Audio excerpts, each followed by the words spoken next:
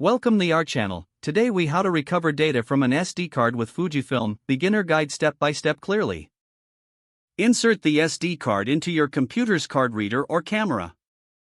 Ensure the SD card is properly recognized by your device. Open the recovery software. Select the option to recover data from a removable drive. Choose your SD card from the list of available drives. Click on the scan button to begin searching for lost files. Wait for the scan to complete. Review the found files. Select the specific files you wish to recover. Click on the Recover button. Choose a destination folder on your computer for the recovered files. Monitor the progress of the recovery process.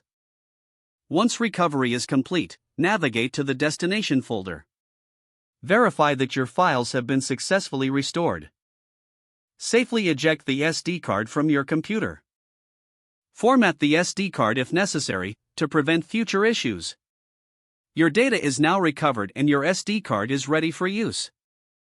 If the page does not load, refresh the browser or try again in a private or incognito window. Make sure you are using the correct email address, then retype it carefully to avoid small typos. If your password is not accepted, use the reset option and create a new strong password you can remember. Check your spam folder for verification or security emails, then complete any requested confirmation steps. Enable two-factor authentication if available to improve account security and reduce unauthorized access risk. After signing in, review your profile details so your contact information and settings are accurate and current. If you see an error message, note it down and try again after restarting your device and internet connection. Log out when you finish, especially on shared devices, to keep your account and payment information secure. If the page does not load, refresh the browser or try again in a private or incognito window. Make sure you are using the correct email address, then retype it carefully to avoid small typos. If your password is not accepted, use the reset option and create a new strong password you can remember.